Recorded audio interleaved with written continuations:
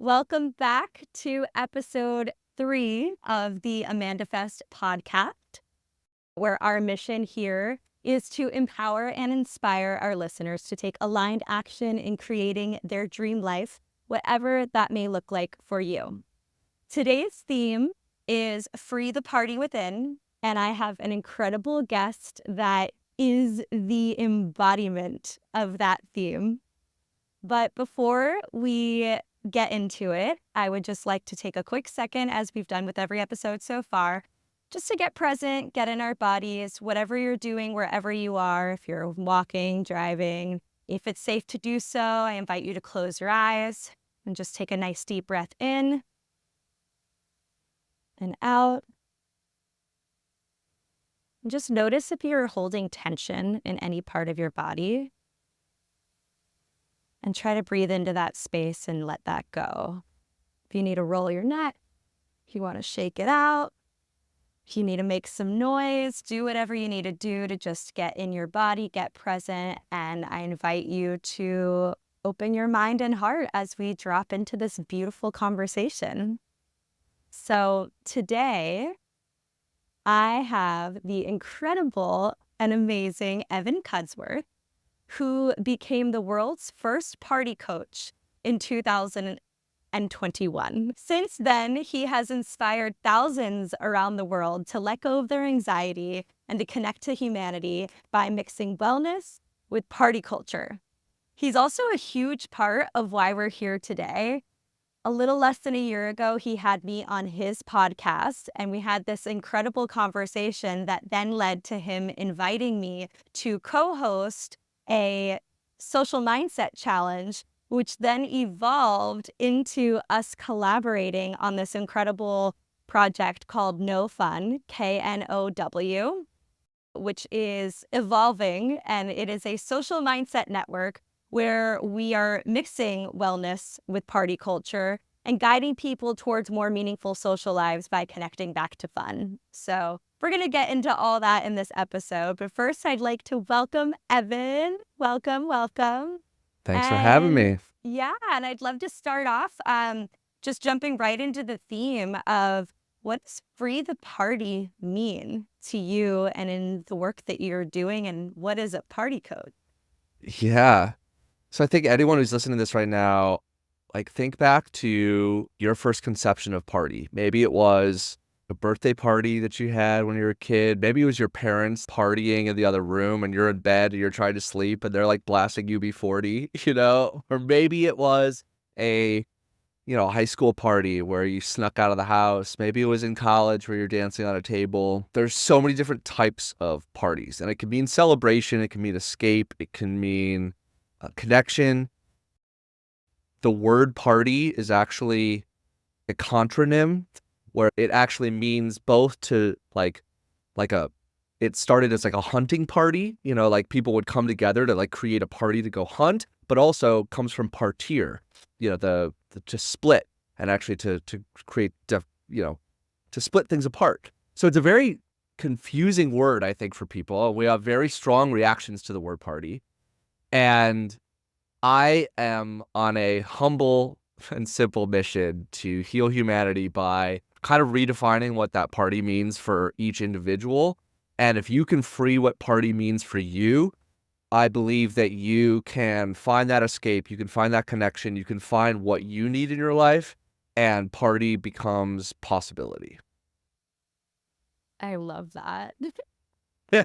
That's amazing. Yeah, I'd love if you could share a little bit about your evolution. In 2021, when you started the Party Coach, I'd love to hear a little bit more about where that came from, what your journey was that led you to that point.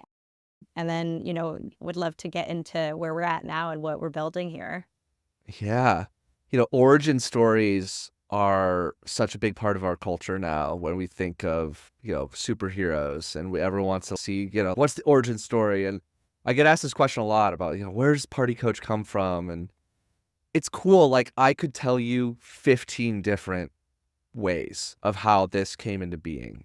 And some of it came from me. A lot of it came from mentors. A lot of it came from, COVID is a really good place to start. I think being locked down and told that we couldn't socialize, I wrote down, I remember, like a manifesto at the time of like, I don't want to put the elderly or people that are immunocompromised in danger. I was like, that is very clear to me. Also, from what I can tell, I was like, I do not believe that there is that much of a risk from what I have around me, and I'm not going to be afraid of this. And I, pretty early on, I was going to the gym, I was partying, and for me, I was like, these rules do not make sense to me because I know how important it is for us to connect.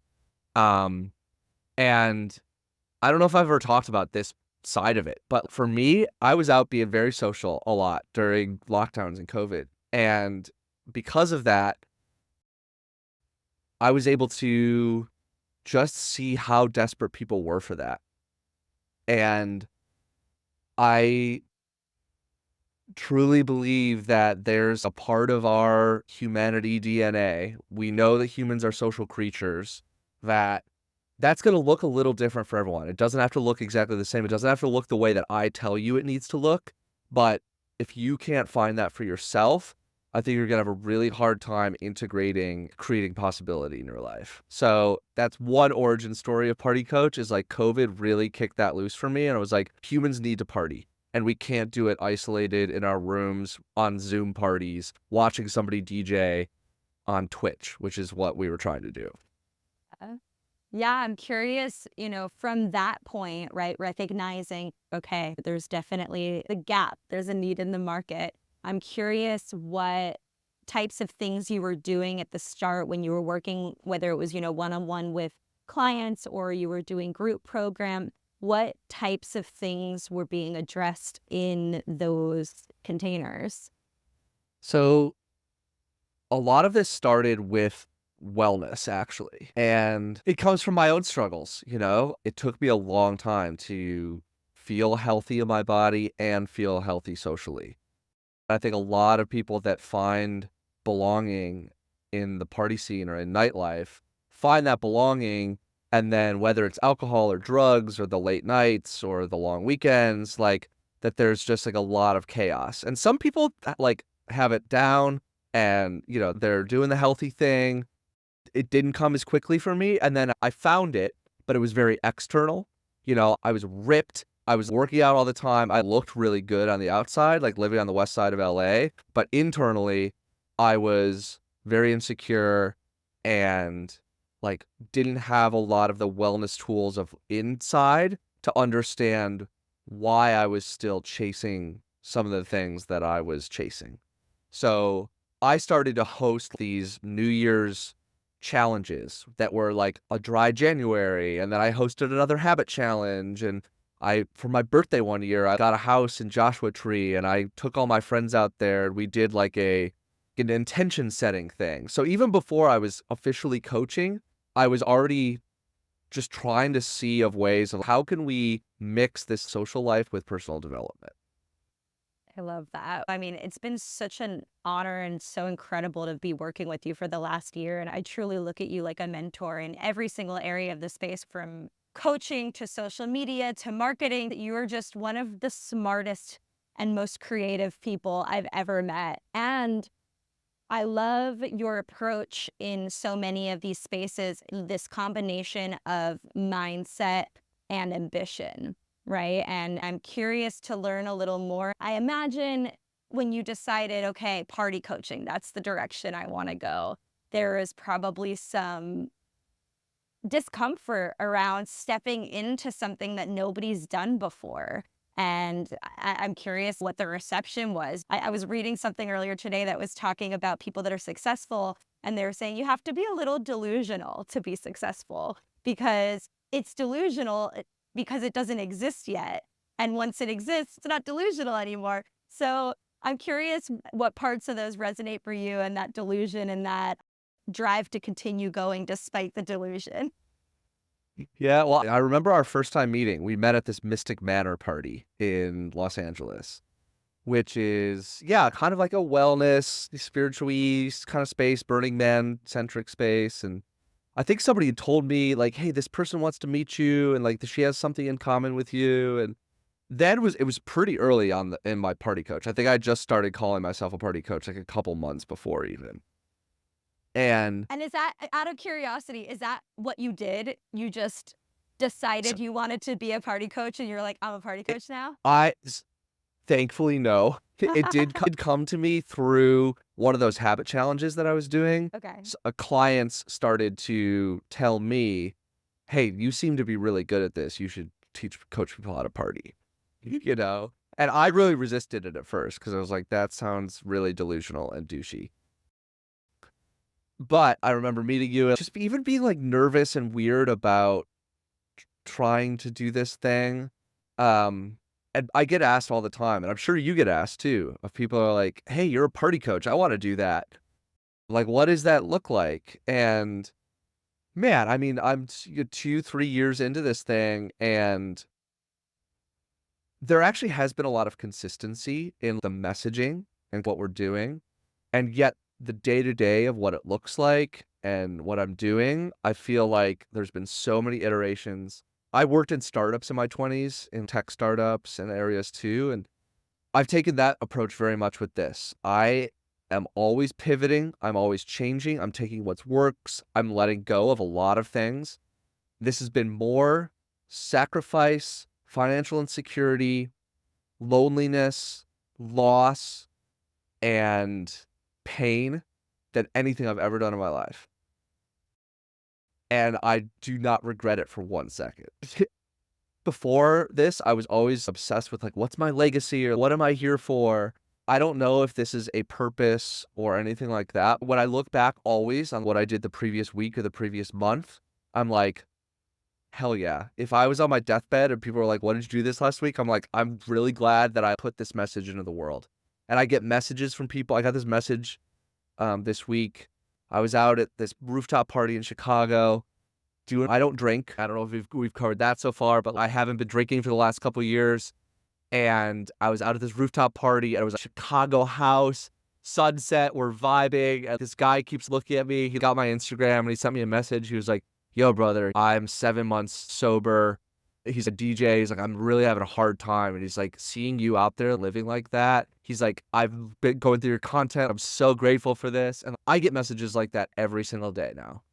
And that is so cool.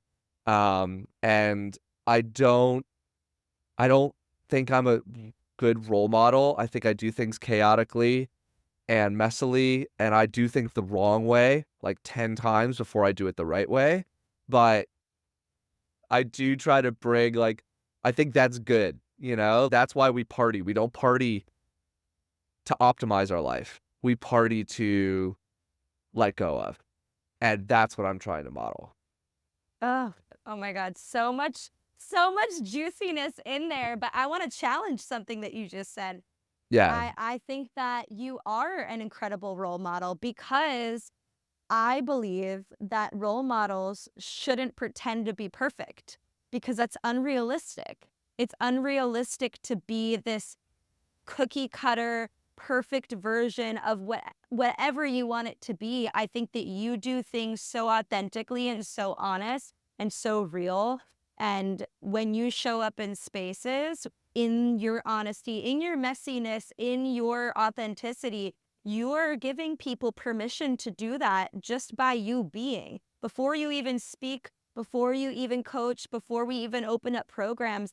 And I feel similarly. So I don't think we covered this yet either. I was inducted as the world's second Yes. party coach. Evan Yes. invited me in, and I've been doing this thing alongside you, and it's changed the way I go out because I feel a new responsibility when I party to be intentional about how I party, to be aware Mm-hmm. of how I party. I no longer go out to a social setting and I'm just mindlessly in the corner. So No Fun as an entity is not a sober only space. We promote intentionality around whatever you choose to do. So we have sober people, we have people that are sober curious, we have California sober, but all of our messaging is around being true to yourself and doing what is in integrity for yourself. And so for me now, when I go out and people know that I'm a party coach and people know the work that I do, I feel extra eyes on me. I feel people looking And it's a privilege. I feel it's a privilege. It's a responsibility, but a privilege to get to show people how it can be done. And it never looks the same.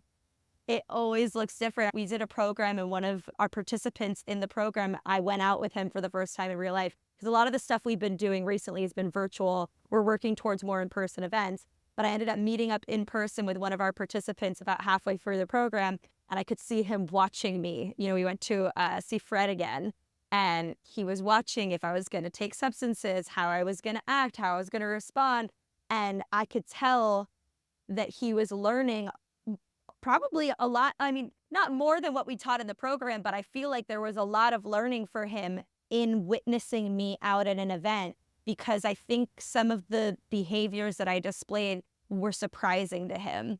Like, there was a moment during the show, I mean, most of the show, I was really locked into the music. I wasn't there to make a lot of friends and flirt. And, my intention for that evening was, I want to see Fred again. I want to be there. I want to be in the music. I want to be in it.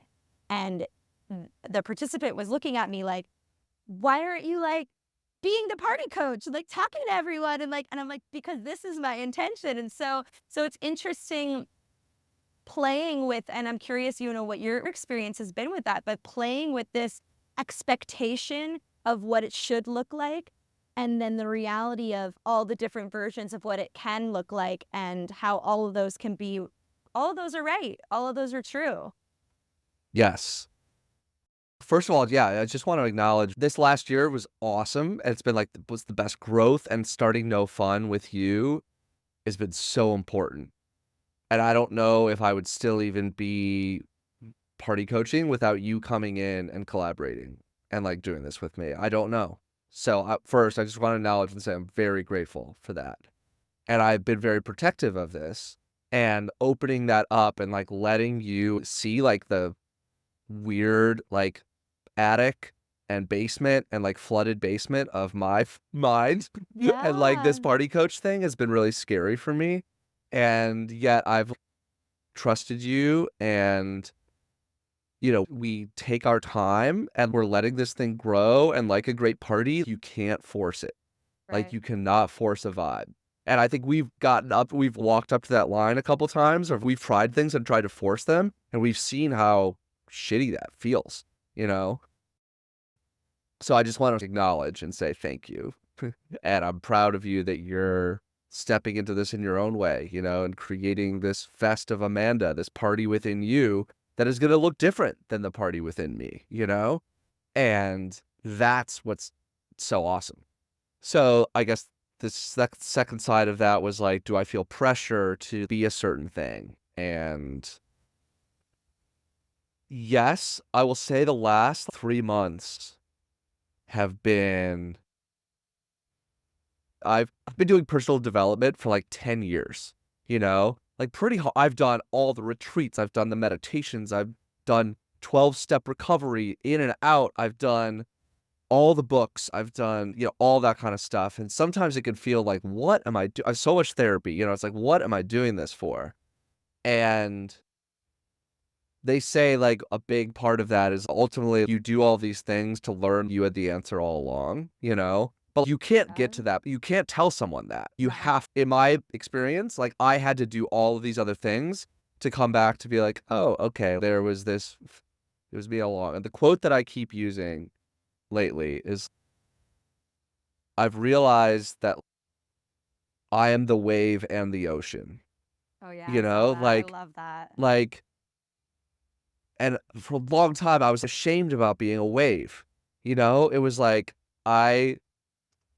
it's the tides, the wind, but also I'm crashing. But am I bumping into other waves? And all of those things. And it's you and me both were these waves. And you have to talk about this stuff in metaphor, because conceptualizing it is just really hard. So I like using that. So I feel like I'm finally loving myself as the wave that I am. And sometimes I am feeling my full Surf's Up Malibu. And sometimes I'm Lake Michigan, which doesn't have waves, and it's this still water, pretty cold. And I'm realizing I'm actually a very introverted, quiet person that likes to be left alone a lot. And I don't think people see that in me a lot, or maybe I don't show that side of myself, but I'm allowing myself to be both of those things, and I'm feeling more at peace than I have in my whole life. Fucking love that. Yeah, it's been such an honor to witness all of that as well. And I'll say I feel similarly with the two sides of it. And my experience has been the other side of me.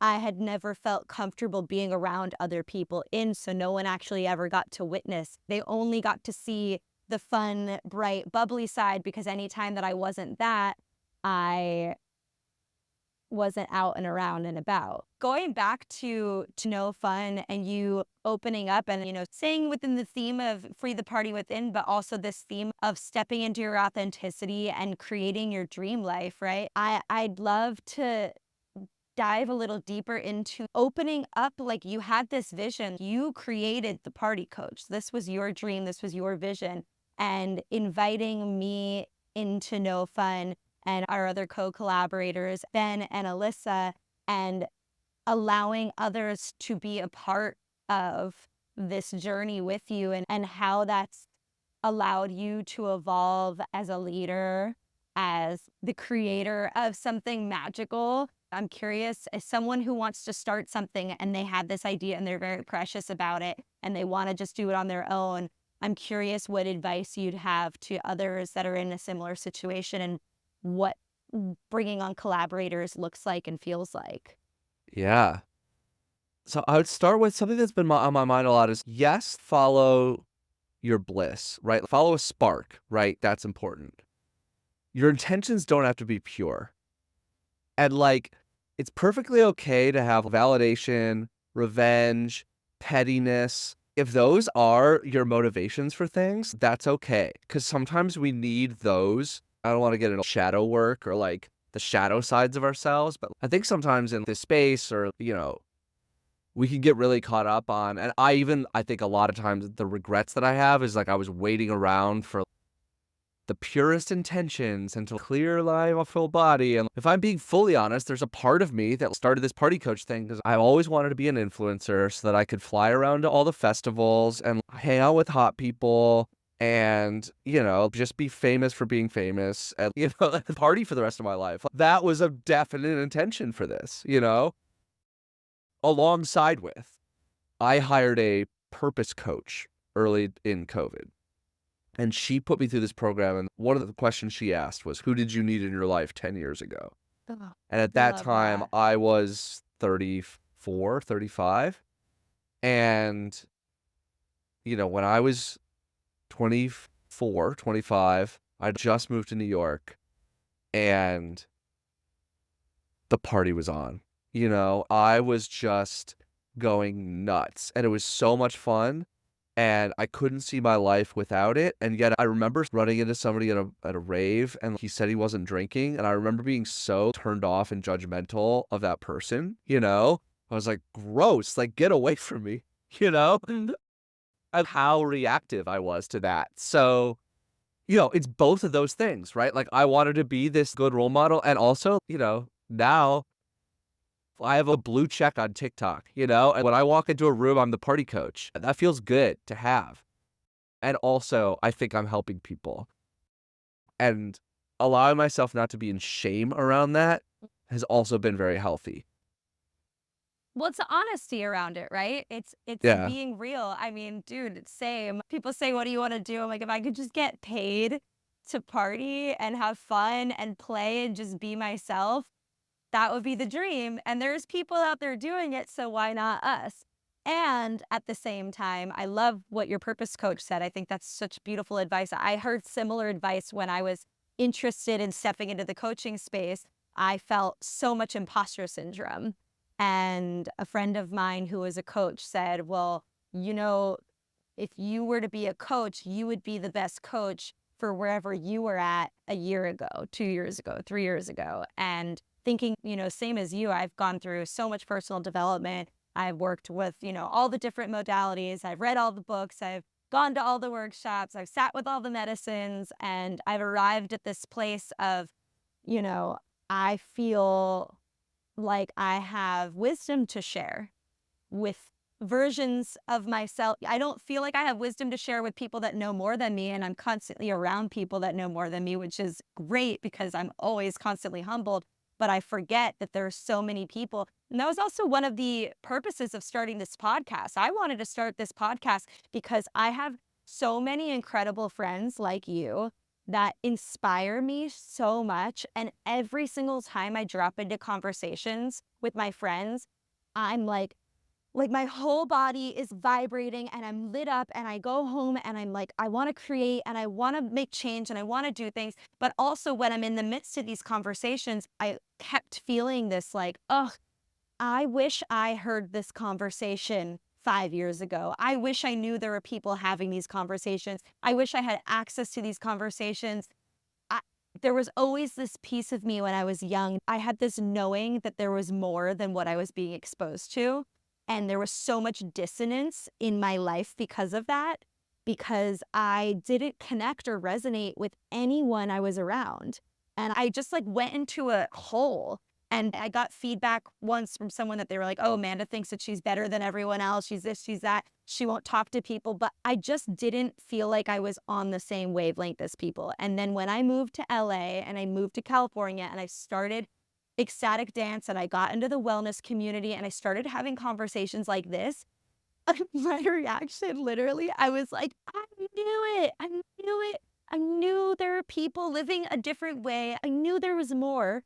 And my hope and goal, obviously, there's so many people that are sharing their stories. There's so much more access to information now with the internet. But I would love to be one of the people that someone stumbles upon this one day, someone in high school, someone in their early 20s. I want someone to see themselves in me, see the potential of themselves in me, not this perfect, polished influencer, not this celebrity, but just a normal fucking person who's like, you're not crazy.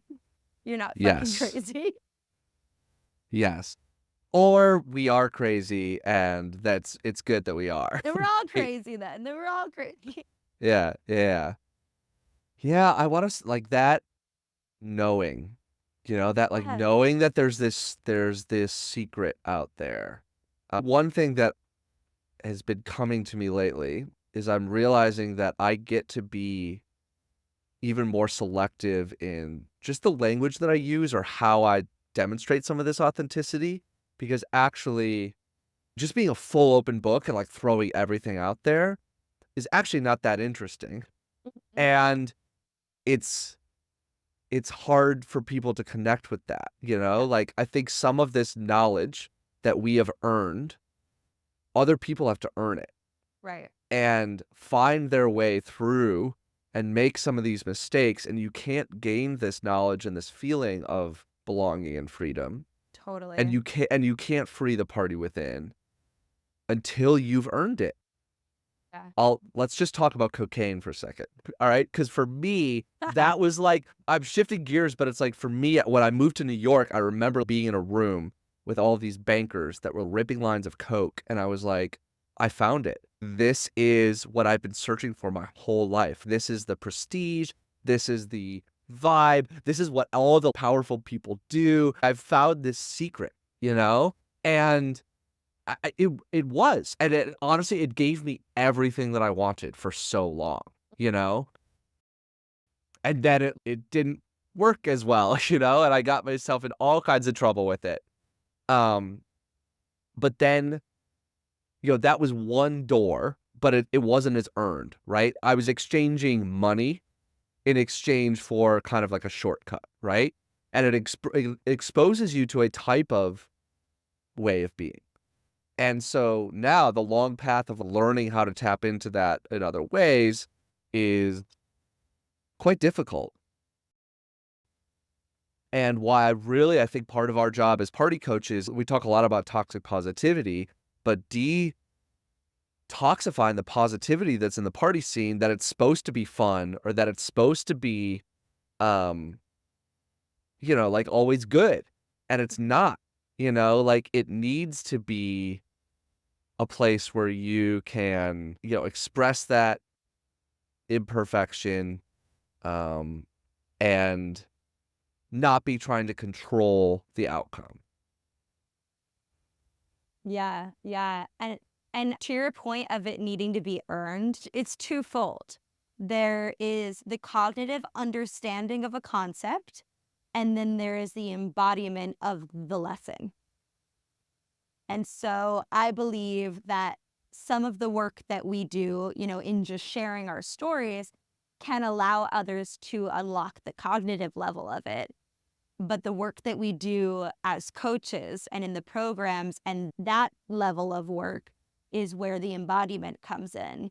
And, there's this really beautiful metaphor. We're really on the metaphors tonight, but it's a metaphor that I first heard in reference to plant medicine, but I believe it could be applied to any type of lessons, right? But with plant medicine, they're like, it's not going to change your life on a dime.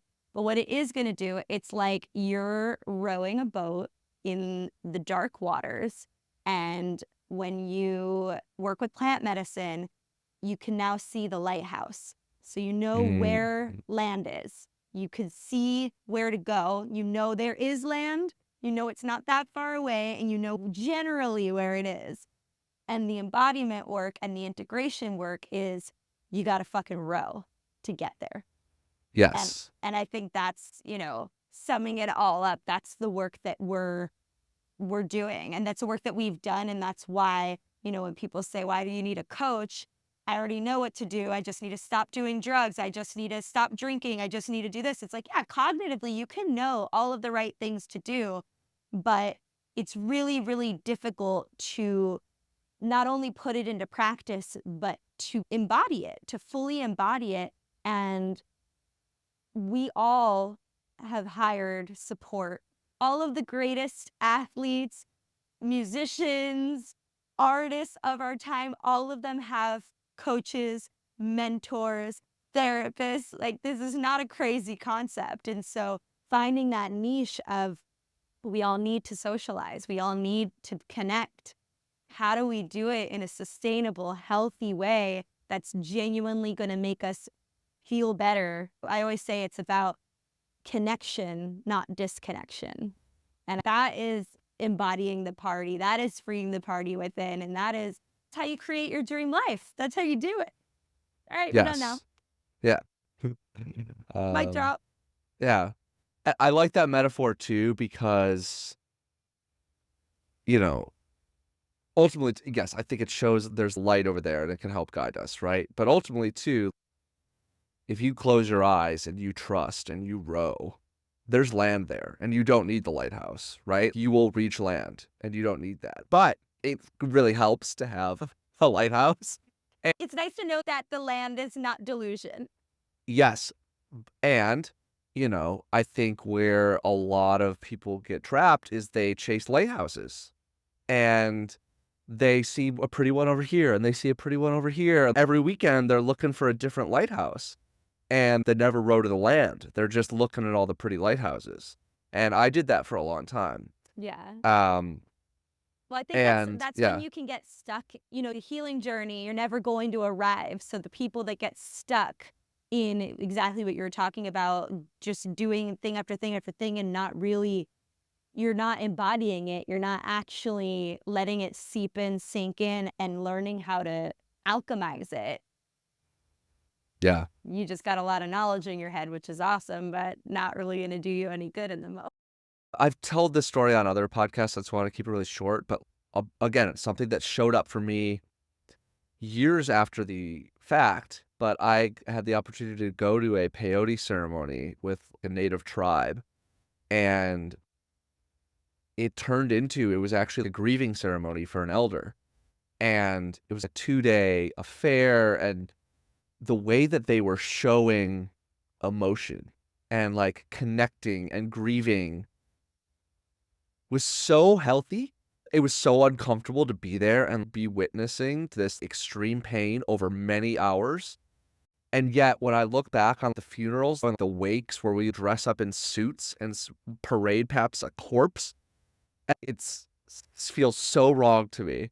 Whereas this experience of the way that they were connecting and partying and dancing and then crying and screaming, and it was like that to me, when you talked about that knowing, I was like, I knew that there's these traditions and these things that humans have figured out before that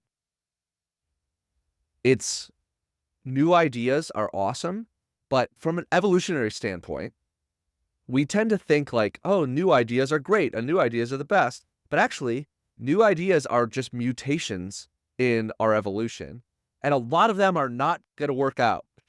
And they're Yeah. going like you'll mutate and that whole arm dies out because it was a poor mutation.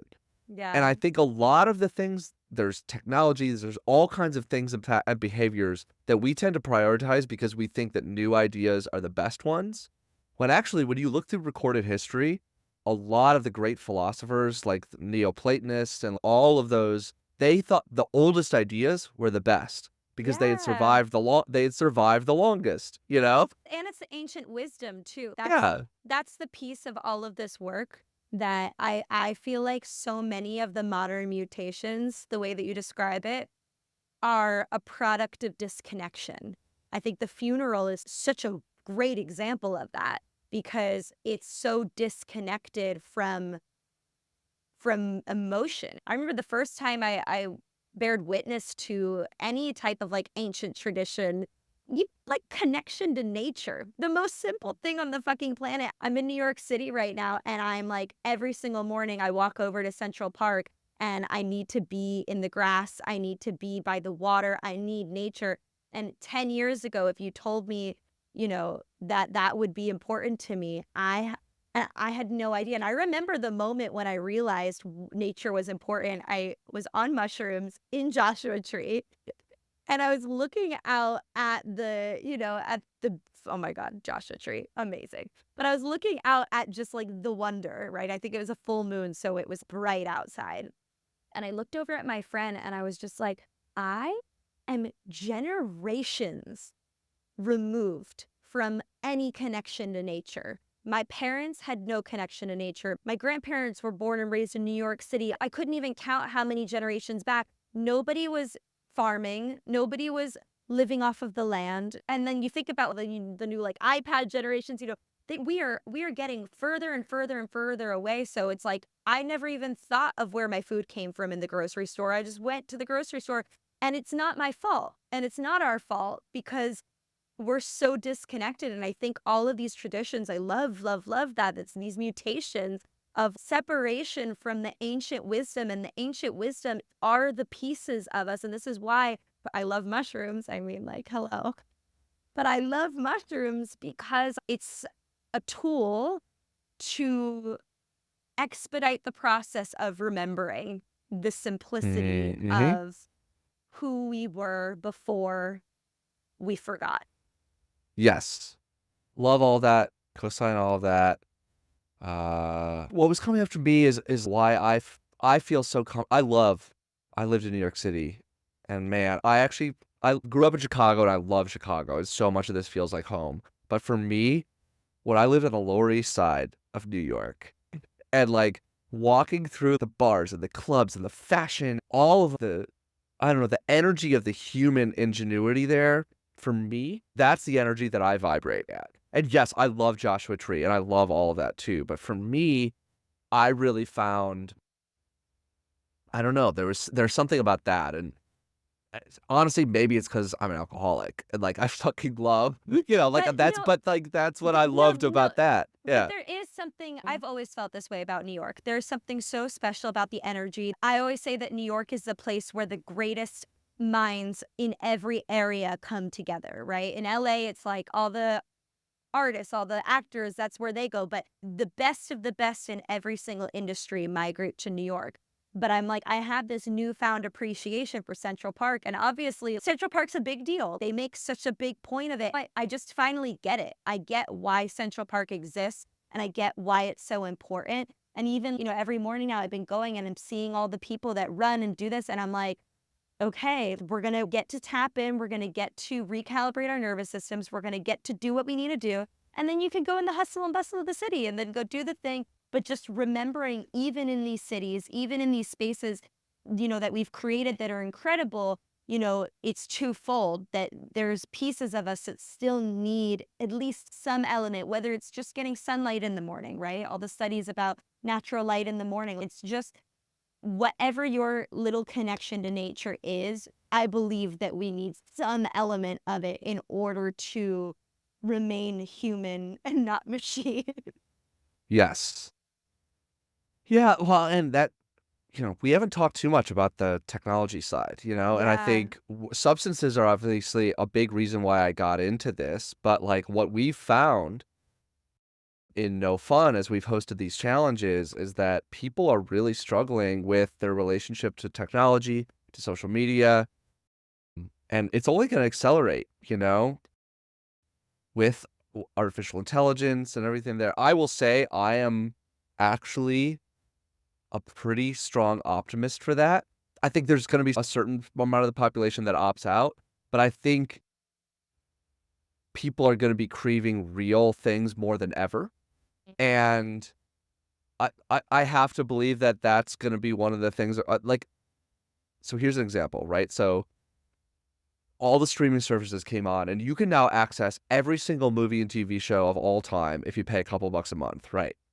What are people choosing to do?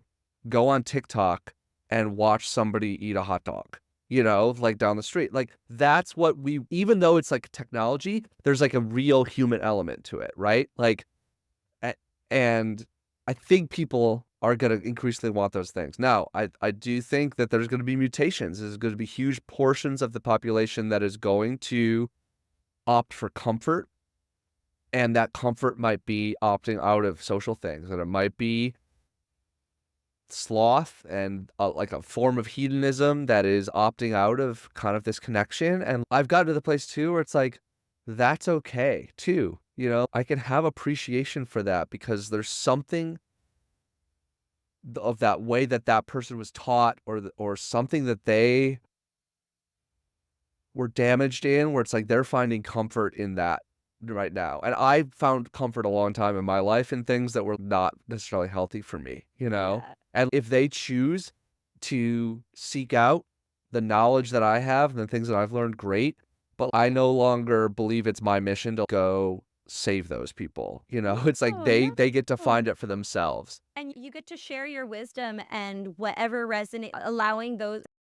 What was the quote? It's, when the student is ready, the teacher will appear, right? And our duty, I believe our duty to be just sharing our wisdom and allowing those who are ready to find it, and allowing them to take whatever pieces of it they're ready to take with them. And, maybe they'll come back to a podcast like this a few years down the line and feel very differently about it because they're at a different place in their life. One of my favorite questions that I've been asking my guests is, if you could go back in time to any aged version of yourself and give yourself one piece of advice, what would that advice be, and how old would the version of you that you're giving it to be? So I like this question. I get asked it a lot, but I'm gonna have kind of an annoying answer, which is I Uh, if literally a version of myself showed up and gave me advice, I would say, F you, I'm not taking that advice. I just don't take advice from anyone, basically. I'm not ready until I'm ready. And so I could literally go back and try to tell myself, and I would not probably do anything different. So the answer to the question I would say is I would go back to, a couple seconds ago and tell myself, Evan, I'm really proud of you. Just keep doing what you're doing, Just keep being in the present moment.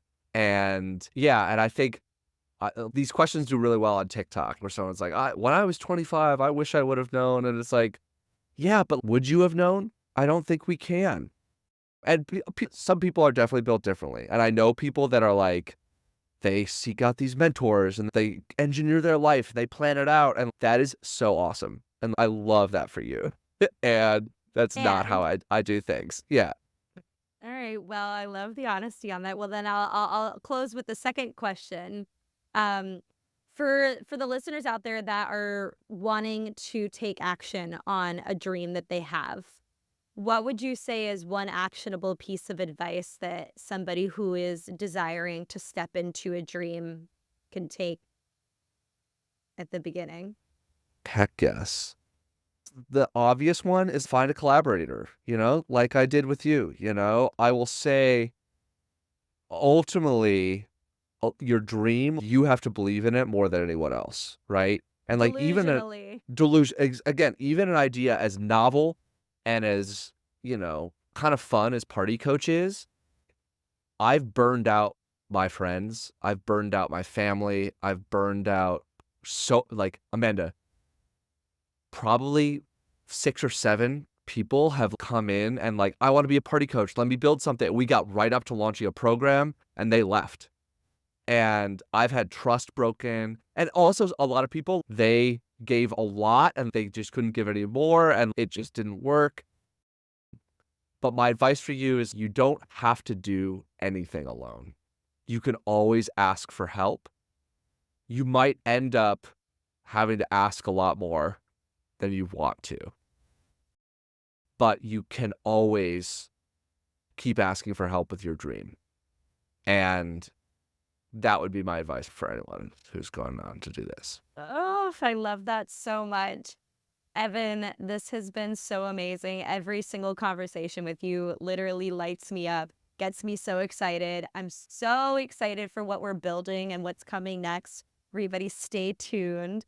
I have all of Evan's socials. I have his personal. I have the Instagram for No Fun, the Party Coach website, and if there's a little tab on the Party Coach website that talks more specifically about No Fun.